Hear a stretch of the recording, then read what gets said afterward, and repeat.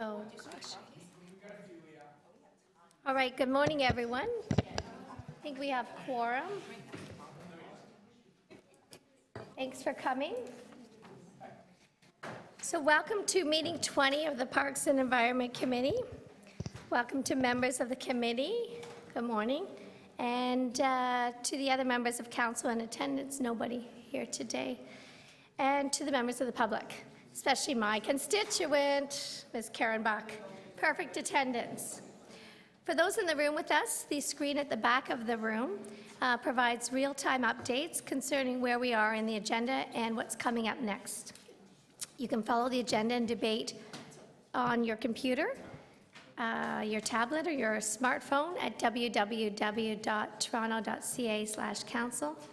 The Parks and Environment Committee gratefully acknowledges it is meeting on the traditional territory of the Mississaugas of the New Credit First Nation, the Haudenosaunee, and Huron-Wendat, and home to many diverse Indigenous peoples. So we will start off with a declaration of interest under the municipal code. Anybody? Nope. Confirmation of the minutes from our May meeting. Councillor Doucette, Vice Chair Doucette, all in favor, opposed, that carries. And we'll go through the agenda. We have, looks like a very light agenda, but we've had some additions to it, which is great. Always like the additions. So PE 20.1, opportunities for growing food and building on an apiary on the rooftop gardens at City Hall as an urban agriculture demonstration site. Does anyone, oh, okay, sorry. That's what you're here for, Karen. Great. We have a speaker on that. And then we have a bunch of letters. So let's take them one by one. We have Councillor Doucette. So we need to require a motion to add it for new business. Councillor Apiary, thank you. All in favor? Opposed? Carries.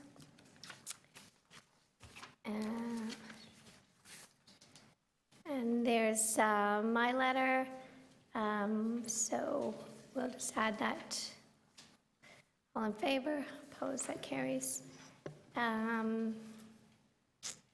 Oh, we have a letter about the movie nights in the park for the staff report, and that's addressing Councillor Mahavic's letter from a while ago, so we will add that as new business. All in favor? Opposed? That carries. Councillor Wong Tam has a letter about Parks Ambassador Program. All in favor? Opposed? That carries. That's added. And Councillor Layton, you were going to have? Okay. All right. So we'll start with item number 1, PE 20.1, opportunities for growing food. And with our deputant, Ms. Karen Bach. You want to come down? You know the drill, Karen? Thank you.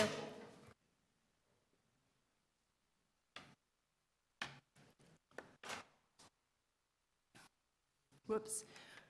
I'll be back in.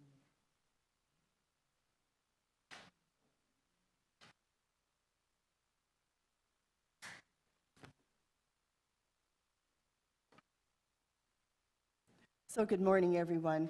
I just wanted to say this was the pile of paper that talks about, the issue and the background and everything else, and I'm sure that there's probably another foot that I could have looked at as well. But the important thing about this is that we want to eliminate hunger in Toronto. And Torontonians told us, and this is from your own reports, that the existence of hunger, especially among so many of the city's children, is unacceptable. I totally agree. And that 1 in 10 Toronto households can't regularly afford to put enough healthy food on the table, and I think that's a shame. It's many single parents and those with disabilities, Aboriginal people, and racialized communities that suffer disproportionately. So eliminating hunger needs to be a priority health, social, and ethical issue for the whole of the city. And I just can't emphasize that enough. Make food a centerpiece of Toronto's new green economy.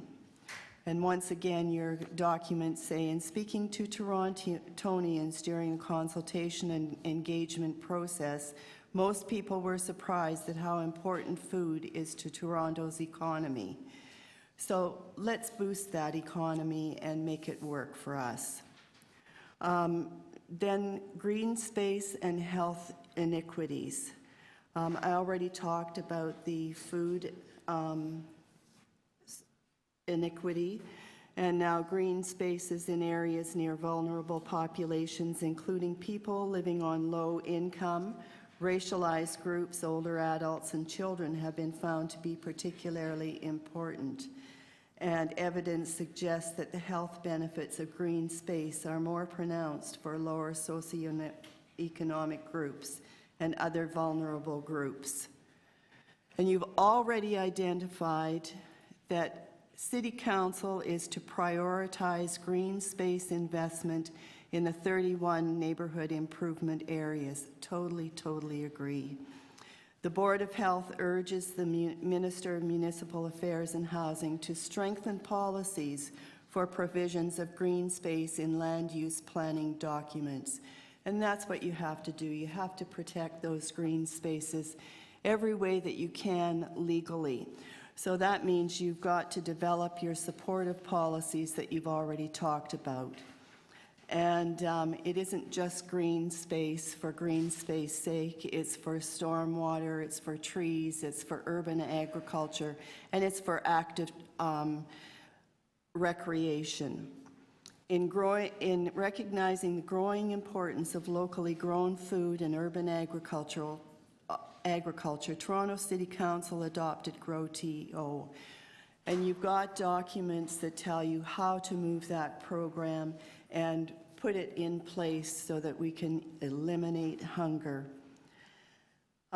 So to achieve the outcomes of these two programs that fit together, and that would be GrowTO and the Toronto Food Policy Council agricultural plan, the City of Toronto's equity lens should be applied where appropriate to guide equitable allocation and distribution of resources, help set priorities, address the needs of the most disadvantaged, and facilitate social development in neighborhood improvement areas. You need regulatory changes. Allow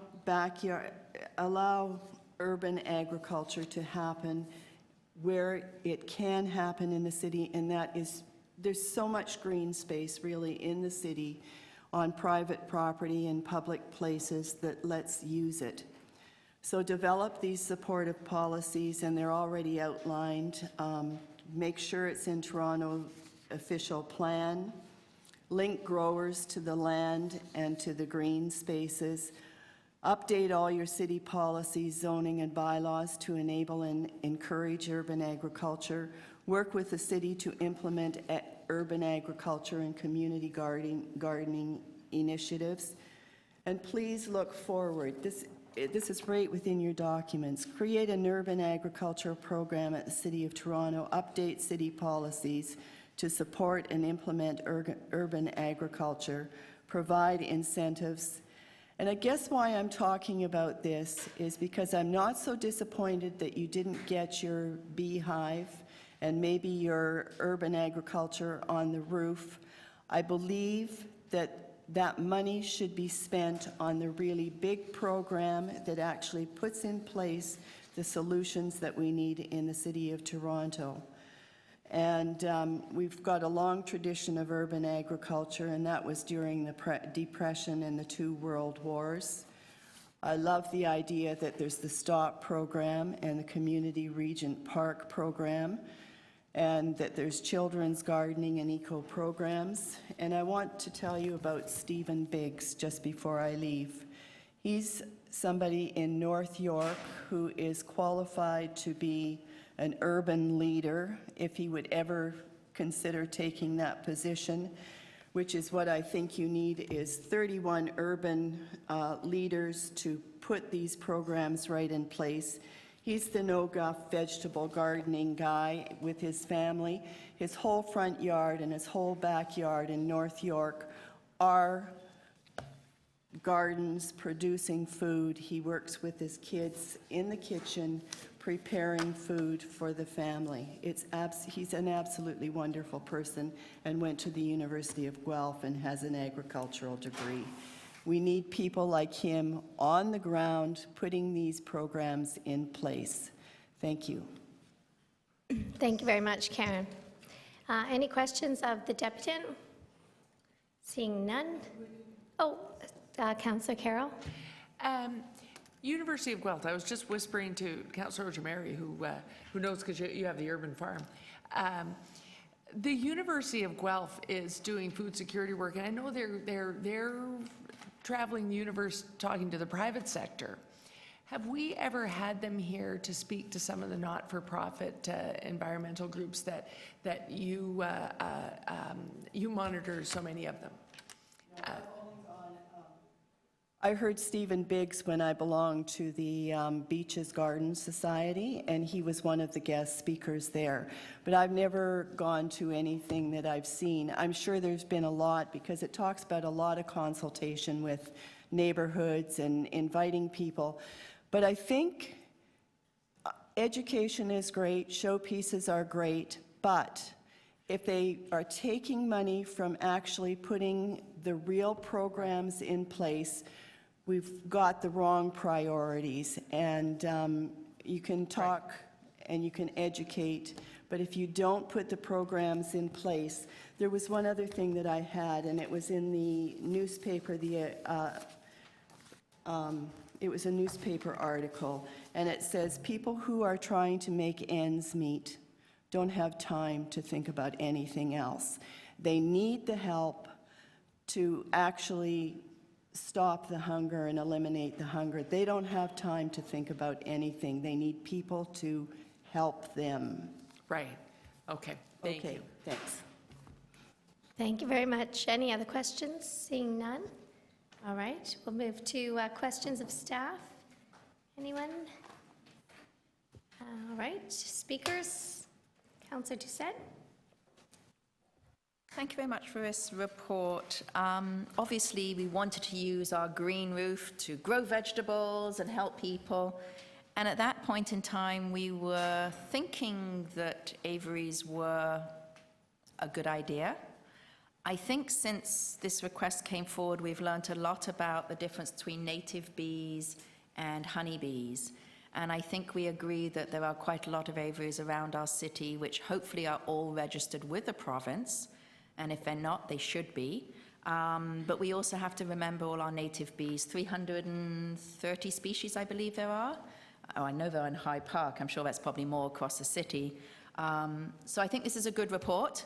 Not what we expected, not what we hoped for, but I understand exactly why you're coming across this. But we do have to encourage more urban plantings of vegetables in every area we can find. I know many years ago I was in Vancouver for FCM. I think Councillor Layton was there and Councillor Carroll was there.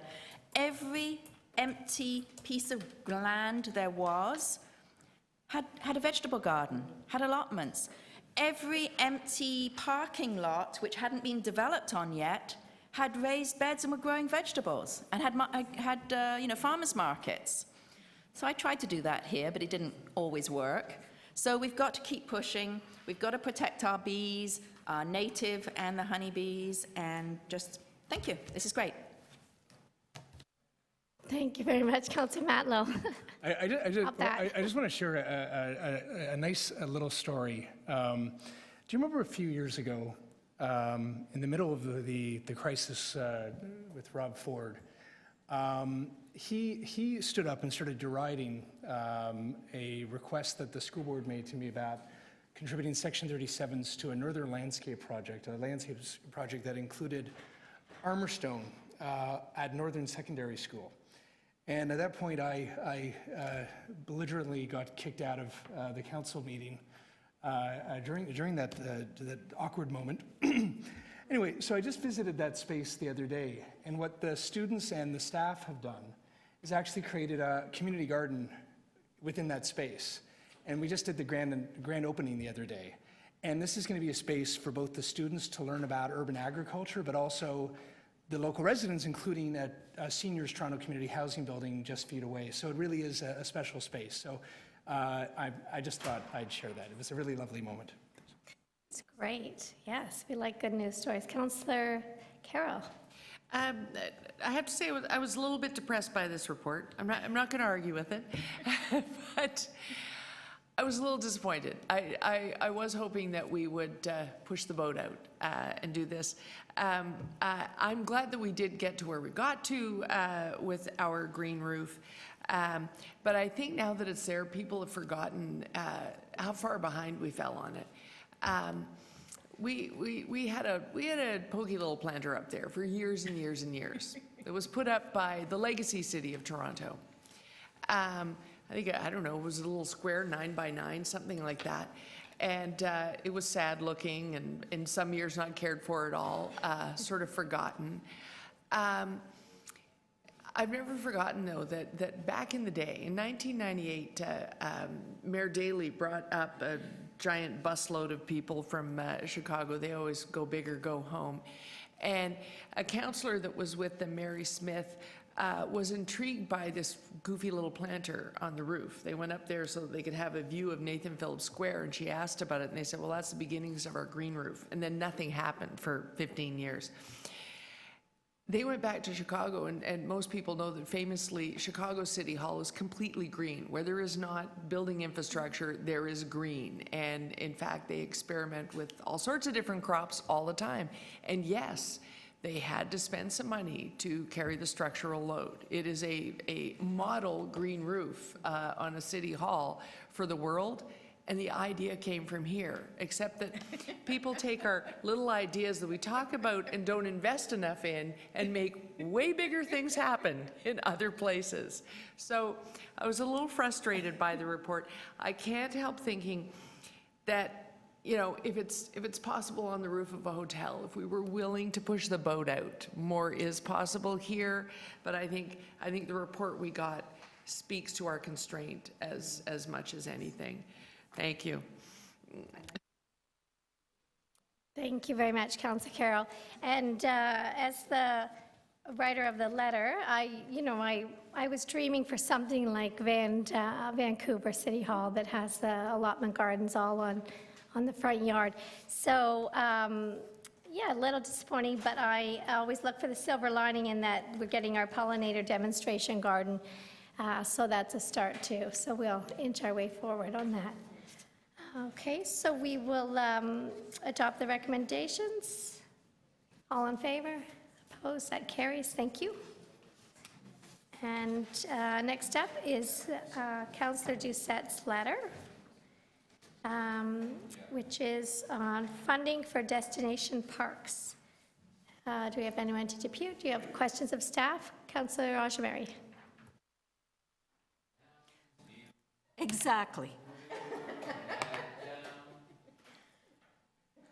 I understand that Councillor Doucette represents High Park. It's not just High Park. Who is going to designate a park, a destination park, and will it come at the expense of other parks? Through the chair, we have a parks classification system of citywide parks and community parks and right on down to parkettes. We're re-looking at that at the moment, but essentially the destination parks are the very large parks that tend to attract the major events, and where not only local community attend, but also tourists from outside the city and so on. So those are our destinations. High Park is a good example of one that's well known and is very much visited by tourists. Toronto Islands is a destination. And so we've got many of those as across the city, and I think that's the focus of this request. Thank you. Thank you very much. Any other questions?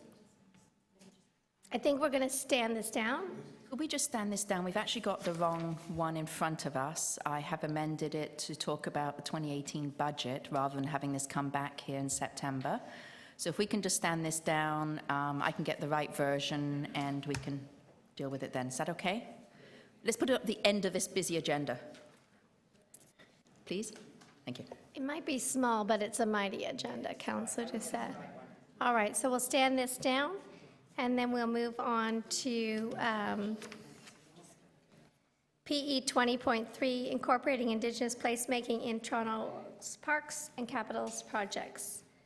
Do we know speakers? So Councillor Apiary, questions of staff? Sure, questions of staff. Who is going to develop the framework?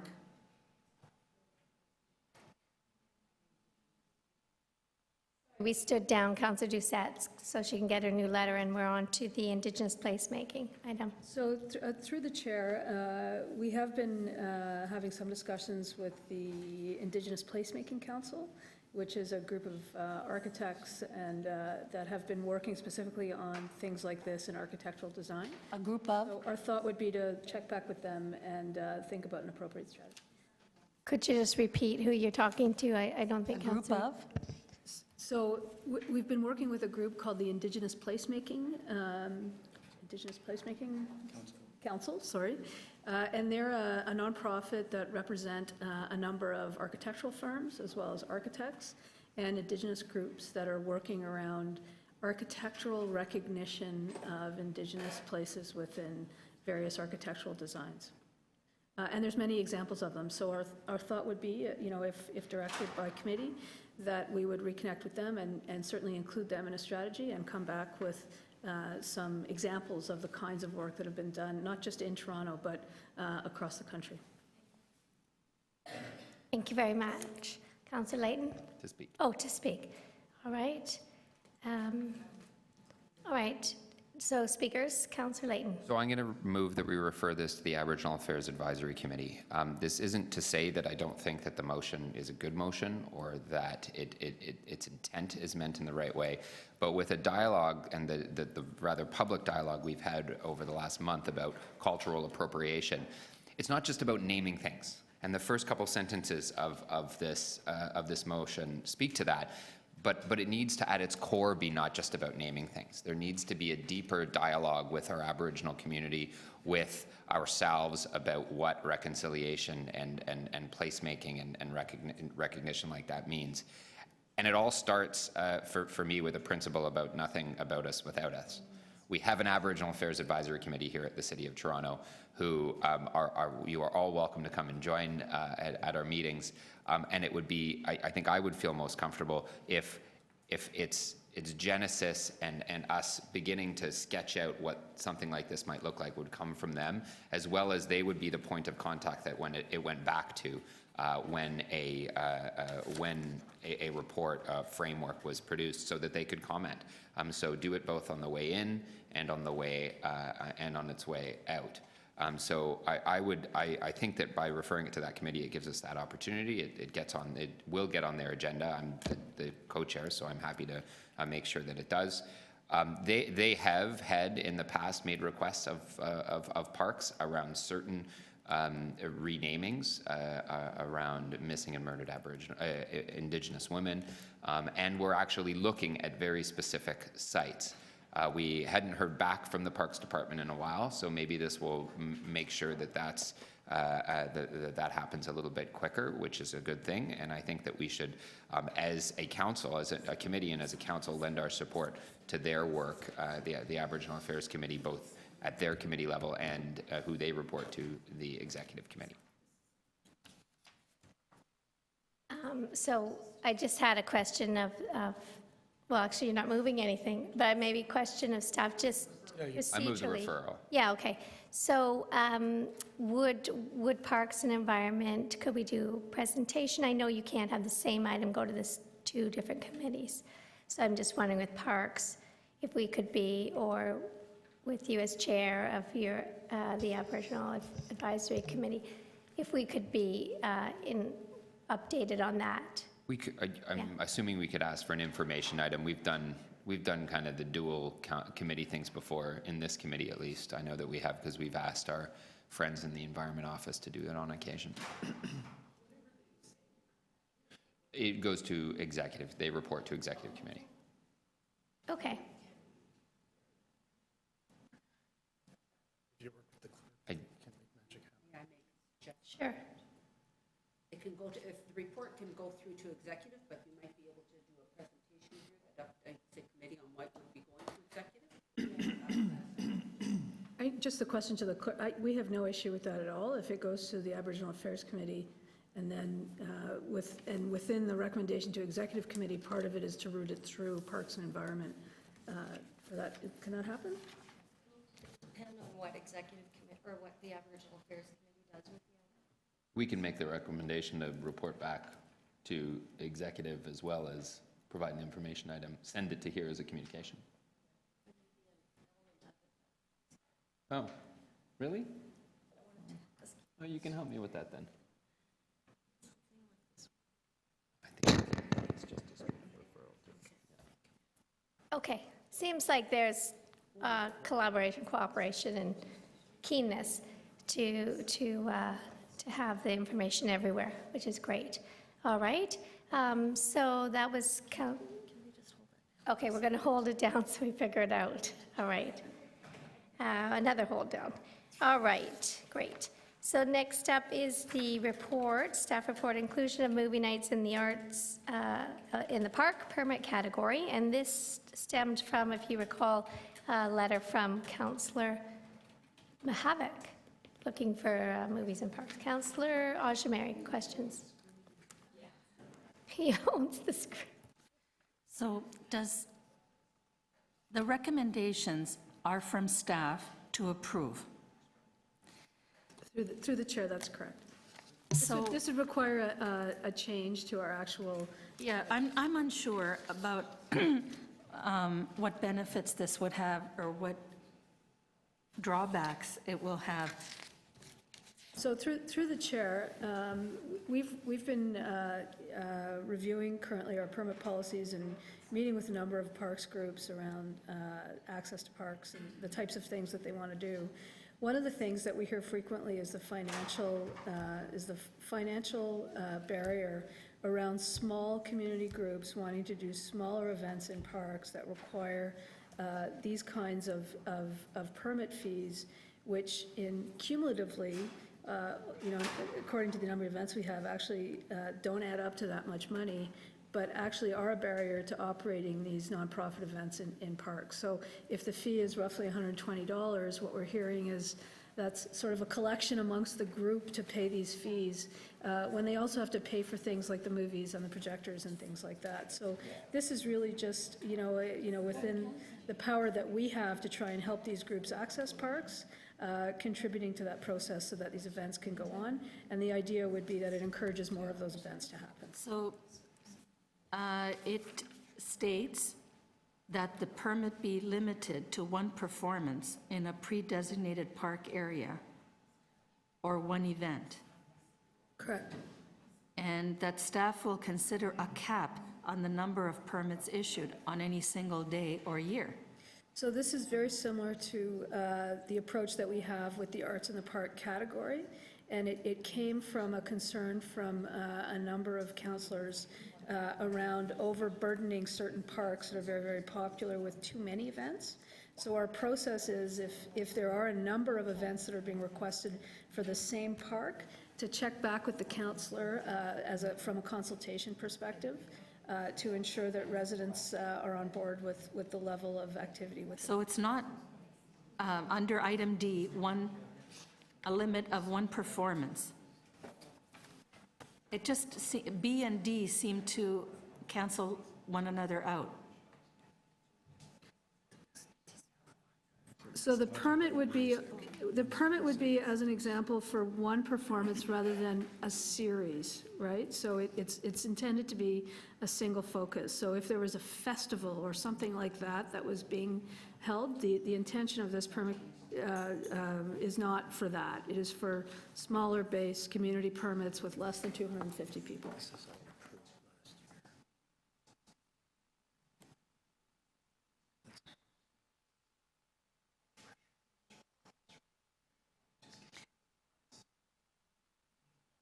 So just to be clear, so the items, the Art in the Park permit category, as you see it on page 3, that was actually approved by council last year as part of the Art in the Park permit program. What we're asking for in this report is just to add the movies in the park category to this classification. So there would be no charge. That's correct. Thank you. Thank you very much, Councillor Rosemary. Anyone, Councillor Carroll had a question? Yeah. I just had one this weekend that turned into a bit of a comedy of errors, and that happens from time to time. Yes, yes. 2 thumbs up for the comedy of errors. There was and it's sort of the thing we're approving here. When it's one of the bigger TO arts in the park, one of the Arts Council things, this takes care of the anomaly that sometimes those turn out to be movie nights. We have an art in the park that's on the main schedule happening in Parkway Forest that's the TIFF screen showing a movie with a live orchestra. So, you know, why are we not letting the small group have the same privileges? However, have we looked at tightening up on who does what? The thing that happened this weekend was there was a community business sponsoring, a community garden group holding and hosting, and nobody seemed to know who was supposed to do the locates. Our area parks guy, Derek, was superhuman and mobilized and found some people to bring rain barrels at the last minute, because the screen people arrived and found, so where are your locates? And none had been done. So if we're going to add this is going to lead to more demand for those types of services. So I'm wondering if we had a look at permit procedure, whose job is it to make sure that all these smaller groups that aren't quite as savvy about those things are going to know what's required of them, and we diarize or something, someone from permits or parks has to check in. Have you checked these things? So through the chair, that's an excellent comment, because I think sometimes there's groups that have done this just for the first time. Yeah. They're collaborating with others, and through your question, what I'll ask staff to do is to put together a sheet of, you know, a checklist sheet, just as you're suggesting, so that when these permits go out for movies in the park, there is sort of a list of considerations for the permit holder to ensure that they're following these things. Very similar to what we would do with a special event permit. Right. So likely you could do it electronically. There wouldn't be huge extra cost here. Nope. But No, just not at those all. small groups don't Yep. think of the big things. What to do, a list of, you know, just considerations around putting this kind of event together. Happy to. Okay. Okay, great. Thank you. Yeah. Thank you very much, Councillor Carroll. Councillor Doucette. Just one add-on to that, Janie. Can you add to your checklist the timing? So someone doesn't come in a week in advance and expect the locates to be done. So you may want to add your timing to that checklist. Absolutely, and we can even, before we issue it, we can run it through you, Councillor Carroll and Councillor Doucette, if you're interested in seeing what's on there, to ensure that it includes the kinds of things that you've heard back from the residents. Just so people have expectations and they know, yeah. We might even, just to add, I think what we'll likely do is check in with a few permit groups who have been using this category to see what would be helpful from a guidance perspective. Yeah. And I guess my second question is, if locates are good for how long, was it? A month? 2 months? Mr. Ubbins says 2 weeks. 2 weeks? I was trying to avoid, so if you had one person come and do a movie night, and then a month later, if the park supervisor knows there's been no digging, do you have to do another locate? Because isn't that a waste of time? So anyway, you can work on that. So through the chair, my understanding is it's Hydro that actually does the locates, so we can work with them on that, but my understanding is it's their rule around the 2 weeks. Okay. It's non-transferable from one permit holder to another. What a waste of time. Thank you. Thank you very much. Any other questions? Anyone to speak? Councillor Carroll? Yeah, I'll just speak to, and I'm glad that it's just going to happen as an undertaking. I think we'll see a lot of growth here. We're already seeing it before doing this item. This has become a great and popular thing, but I'm seeing a new sort of space of open up where it's, the local Shoppers Drug Mart or the local realtor or whomever working with a partner to do these things. And so I think we've got to be really firm about what the guidelines are, and that you do have to designate who does what. When we're talking to them in the permit office. I had one where I was just invited, I wasn't hosting, because we do our best to empower. I don't have it's Councillor Carroll's movie night over and over again, because I want groups to build their own capacity. But I arrived at one, and it hadn't occurred to them that they had to actually check with the next door community center that there was going to be a place to plug in and have sound. I ended up phoning Brenda Patterson on a weekend, who was at the cottage, and not happy to be getting the number, but I didn't have any other number I could phone on a Saturday night. And again, this past Saturday night, I arrived to find all the organizers sweaty and exhausted from going through the hassle of finding Derek on a weekend and saying, I guess we can't put these stakes in the ground, and possibly, turning off the power for an entire subdivision. So I think we have to be really firm about who does what. But I also think, I want to caution, and again, I'm not going to move emotion about this, but it's just, I think we're going to have to watch what is not for profit and how these sponsorships unfold, because it's great to raise the profile of TIFF. I love having a TIFF movie night because it allows me to, in the suburbs, say that Lightbox downtown is yours, and that's great.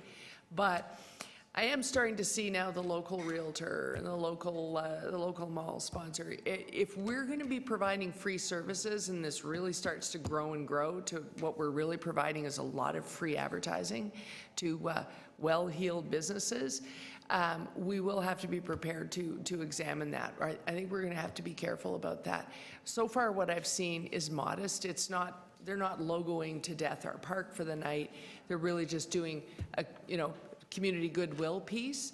But if we're providing a lot of free park service and that grows in branding and profile, we will have to come back and re-examine. Yeah. Thank you. Thank you very much, Councillor Carroll. Anyone else to speak? All right, does anyone want to move the staff recommendations? Councillor Carroll, all in favor? Opposed? That carries. Great. We'll move right along to our last item, which is a letter from Councillor Wong Tam about the Parks Ambassador Report. So you've seen that letter, and does anyone, we don't have any deputants for that, so does anyone have any questions of staff? Just asking for a report back, or presentation in September. Okay, Councillor Layton? Okay, all in favor? Opposed? That carries.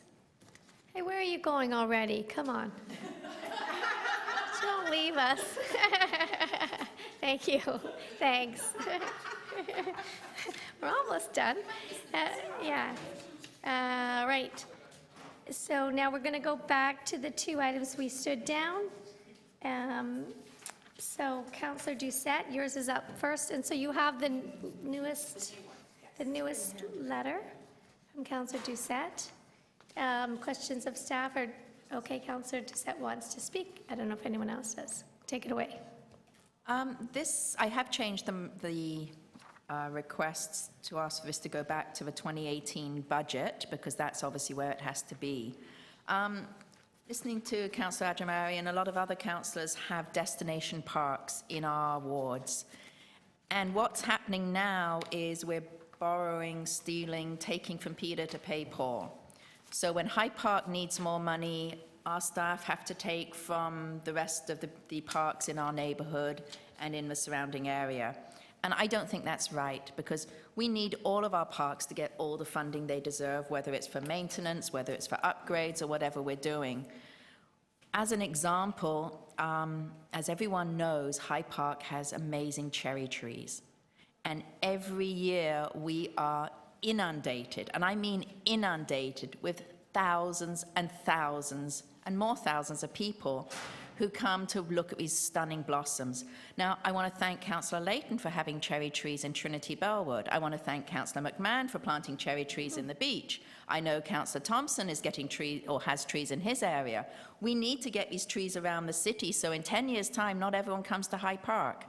But the fact is, they do come. The fact is, we bring in between 30 and 40 porta potties because our bathrooms aren't all open at that point in time. Our seasonal bathrooms can't open until we dig around them and lower the water pipes. We can't open them in case there's a frost.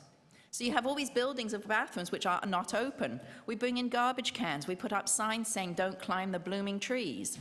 And the reason we do, blooming trees, yes. The reason we do this, I mean that in the masking. I actually didn't write those, but it was brilliant. I loved it. Because when I became councillor, the city was not looking after this event because it's not us who runs this event. Mother Nature runs it. This year was 2 weeks early, and this year the cherry blossoms went for nearly 9-10 days. The year before, we had half a day because Mother Nature suddenly threw frost at the blossoms so they didn't open. Mind you, we still have to bring in the porta potties and the garbage cans and the extra staff and MLS and police and everything still have to come in. And the year before, we had 3 days, so you never know. So when I became councillor, we decided with the staff that we should promote this in the respect that use TTC, walk, cycle, do not bring your car. Don't climb the trees. This year coming up in 2018, we're also going to be promoting keep your dog on a leash. Do not go into the ESAs and trample our vegetation. So we're going to be using it as more of an educational thing. But I know other destination parks have big events as well. And you can't stop someone coming from Scarborough or North Etobicoke to these parks. We invite them. But when these parks aren't funded for these kind of invasions, which are wonderful, all the other parks lose funding. So I know we're at a zero increase. I appreciate that. But I think that because of our day and age, because of all our vertical streets, which we're getting more of, more people are using our parks, locals and everyone. So I'm hoping it might have to be an enhancement, but I've left my wording so it's up to staff to see how they can bring this forward.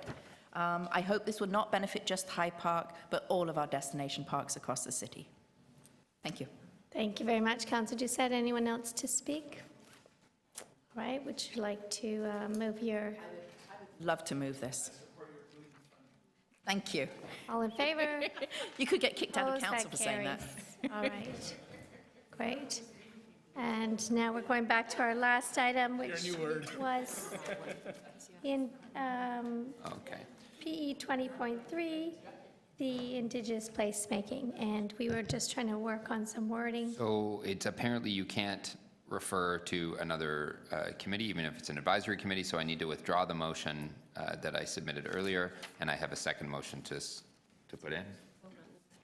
Okay, so all in favor of the withdrawal? Opposed? That carries. And then would you like to move your motion, Councillor? Yeah, and this is to add that we consult with the Aboriginal Affairs Committee with a view to developing this framework and report back in the October cycle. That is, if no changes are made to direction of staff. Okay. Does anyone have any questions? Okay. So, Councillor Doucette would like to speak. Anyone else? Okay. So I do support this. I appreciate where the letter was coming from, but I do agree we've got a great committee. It should go through the committee. At the Library Board, we are also looking at the Truth and Reconciliation reports, and we are there reaching out to the Aboriginal community, First Nations. So I agree, this is the right angle to go. And I think actually we're going to get some different ideas from the right communities, which will benefit us in the long run. So thank you for the letter, thank you for the amendment. I support both of those. Anyone else to speak? Thank you, Councillor Doucette. And I would just like to say, as the mover of the writer of the letter, that I'd actually met some of the members of the Indigenous Placemaking Council in Calgary at a Parks conference recently, and was blown away by their passion and commitment. And also, I have met, and if you have not met yet, our latest, newest hire at the City of Toronto, one of them is our Toronto Aboriginal Advisor, Lindsay, and I don't know how to say her last name. It starts with K, sorry? Kretschmer. And absolutely have her come in to come and meet with you. So she's been working on this with me as well. And some of us here, I think, actually, is it Councillor Carroll, Councillor Layton, and I all have new hires in our office through the Indigenous Employment Program. And I think Councillor Fragadakis is the other one. So we will introduce our new staff at council, and yeah, next council meeting. And so it's all from a good place, but absolutely we want to engage and hear from the Aboriginal Affairs Advisory Committee. So with that, all in favor? Opposed? That carries. Thank you. Motion to adjourn at 10:25. All right. Thank you. Have a good day, people.